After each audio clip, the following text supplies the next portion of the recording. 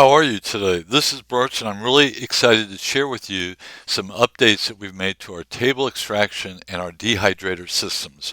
What we've done is we've improved the outputs to improve your productivity. Let's go ahead and get started. Have you ever used a query string to extract tables using our extraction engine? What we've done is we've created a new output called search_phrase.txt file. Here is an example of a query string that I've submitted to generate this particular output. So my input is in red below, and below that you can see parsed. And what this does is it lists or prepares for you the parsing that we applied to your input to create the parameters to submit to our extraction engine. So what we've done is both the input and the parsed output will show up in this new search_phrase.txt file.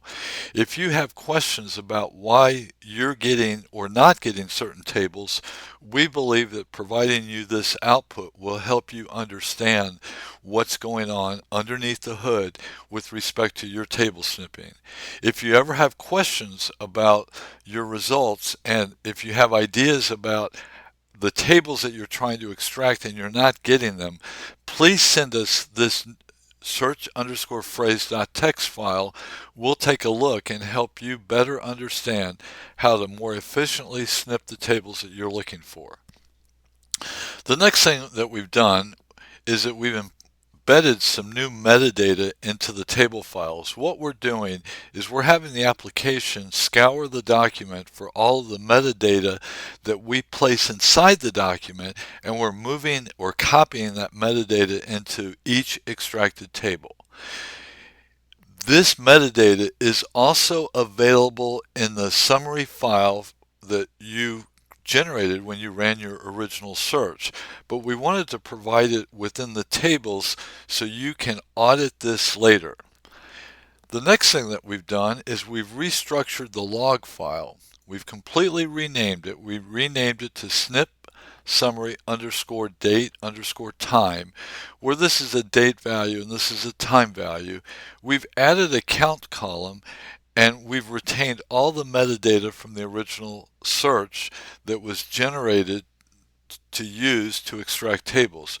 One of the reasons that we extracted or we added the count column is because sometimes you know that for the data you're trying to collect, there should only be one table per filing, or you might know that there should be more than one table per filing. This gives you an opportunity to focus on, in your particular review of tables, the tables that are important to you.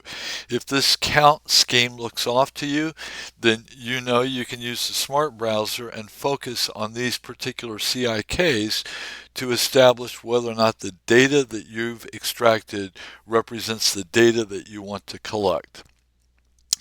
We've also updated the missing data file. It used to be a very simple file. Now we've made it more complex because we've copied all of the metadata from the original search into this file. In addition, we've added a new column called DE path. The reason we've added the DE path column is so that you can search these particular documents only to determine why you are missing tables. The missing.csv file now also includes all the metadata from the original search. Now, I want to demonstrate for you exactly the key benefit of or how to use this DE path column. So let's go over to a search that I've got waiting on the application. You can see right here, I ran a search looking for documents in 10K filings that have purchase price within 10 words of any word rooted on allocation. So I performed a search, I extracted some tables, but I have a missing file. So I want to focus now to review those documents for which there were no results returned. I'm going to select the DB document results filter. I'm going to set the DB file. I'm just going to navigate to the folder that has my missing file in it. I'm going to select that. I'm going to hit OK, and I'm going to run my search.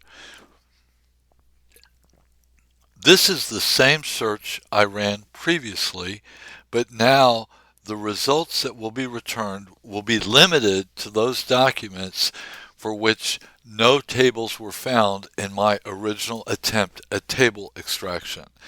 I can review those tables, select new words, modify my search criteria, my query string, and hopefully I'll be able to move forward with this research in a productive and normal manner.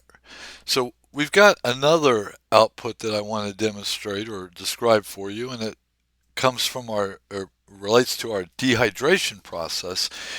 During dehydration, we're attempting to identify all the column headings so that you can more rationally normalize the data. Sometimes we can't identify column headings, or there's another feature of the original HTML file that makes it difficult to parse with any certainty. We identify those tables during the dehydration process. It used to be that we reported that those tables we failed dehydration. What we're doing with them now is we're moving them into a new folder called problem tables. Every table for which there was a parsing problem is moved into that folder. The other thing that we're doing is we are doing a line-by-line parsing of those tables and collecting the data within a CSV file. The CSV file has the same name as the original HTML table, except it has a new file extension, .txt. As you can see in front of you with this example, the problem is complex. No point in describing it. The focus, though, is that with this new file, it's going to be easier for you to move your data into production. So that's it on the current set of updates. I hope you found this useful. If you have any questions, please send us an email at support@directEDGAR.com. I hope you have a great day. Thanks a lot.